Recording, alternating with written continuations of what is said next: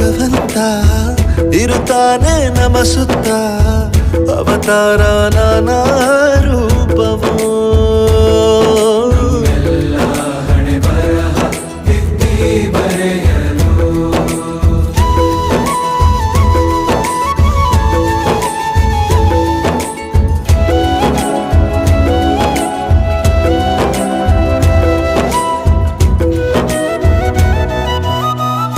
ಬಾಳಲ್ಲಿ ಲೆಕ್ಕ ಎಷ್ಟು ಮುಖ್ಯ ಎಂಬುದ ಬೆರಳಲ್ಲೇ ತೋರಿ ಕಲಿಸಿದ ಗುರುಗಳೇ.